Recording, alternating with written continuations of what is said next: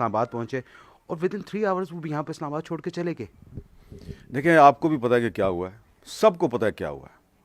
تو میں تو کیونکہ وہاں پہ صبح 11 بجے سے لے کے اور رات کے 11:30-12 بجے تک موجود تھا, اور میں نے جو پی ٹی آئی کے جو مارچ میں لوگ آئے تھے ان کے درمیان بھی میں نے گھوم پھر کے بات چیت ان سے بھی کی, سیکورٹی فورسز والوں سے بھی بات چیت کی. تو مجھے تو کوئی شک نہیں ہے کہ یہ نہ تو کسی کی جیت ہے, نہ کسی حکومت کی جیت ہے, اور نہ ہی کسی پارٹی کی ہار ہے.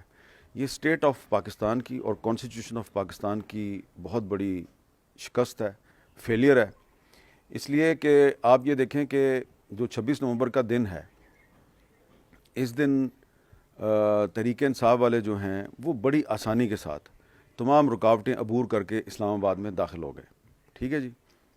اور حکومت کے جو وزراء جو اب دعوے کر رہے ہیں جی کہ علی مین گنڈا پور بھگوڑا ہے, بھاگ گیا, اور پہلے بھی بھاگتا تھا پھر بھاگ گیا, اس میں کوئی شک نہیں کہ گنڈا پور سے بھاگ گئے. لیکن وہ وفاقی وزراء پہلے یہ بتائیں کہ جو آپ نے صرف اسلام آباد پولیس نہیں, آپ نے پنجاب سے پولیس بلائی, آپ نے سندھ سے پولیس بلائی, آزاد کشمیر سے پولیس بلائی, رینجرز بلائی, ایف سی بلائی, اور آخر میں آپ نے فوج بھی بلا لی.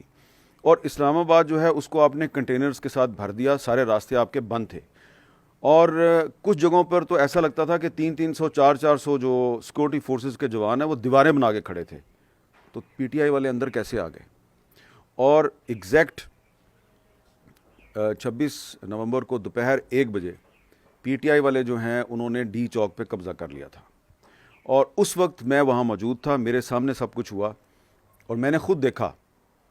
یہ افسوس ہو رہا ہے یہ بات کہتے ہوئے کہ جو کنٹینرز پہ پوزیشنیں سنبھال کے بیٹھے ہوئے تھے آپ کے سیکورٹی فورسز کے جوان, انہوں نے جب دیکھا کہ پی ٹی آئی والے یہاں آ گئے ہیں, ہمارے قریب پہنچ گئے ہیں, تو مجھے نہیں پتا ان کے پاس کیا آرڈرز تھے کہ انہوں نے گولی اس وقت چلانی تھی یا نہیں چلانی تھی, لیکن انہوں نے ان کو ویلکم کیا, ہاتھ ملائے, میرے پاس فوٹیج موجود ہے ان چیزوں کی, ہاتھ ملائے, خود ان کو کنٹینرز پہ چڑھایا اور اپنا اسلحہ اٹھا کے نیچے اترے اور چلے گئے.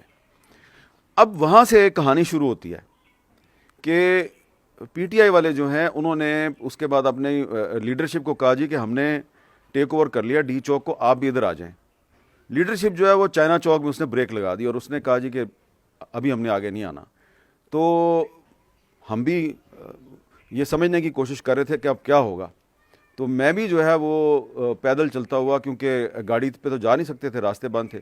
میں چائنا چوک پہنچا اور میں نے پی ٹی آئی والوں سے پوچھا, ایم پی ایز تھے, ایم این ایز تھے, کافی سارے لوگ مجھے ملے کہ بھئی آپ آگے کیوں نہیں جا رہے. انہوں نے کہا جی ہمیں جو مین جو ٹرک ہے نا, کنٹینر ہے, وہاں سے ابھی تک آرڈر نہیں ہے. انہوں نے کہا جب تک ہم نہ کہیں آپ نے ڈی چوک نہیں جانا.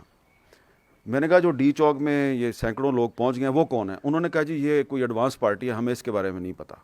جب کہ وہ سارے پی ٹی آئی کے لوگ تھے, انصاف یوتھ کے لوگ تھے, آئی ایس ایف کے لوگ تھے. تو صاحب پتہ چل رہا تھا کہ پی ٹی آئی والوں میں کوآرڈینیشن نہیں ہے, لیکن جو کراؤڈ تھا اس نے ڈی چوک پہ قبضہ کر لیا. اب جب لیڈرشپ جو ہے وہ ڈی چوک پہ نہیں پہنچ رہی تھی تو جو کراؤڈ ہے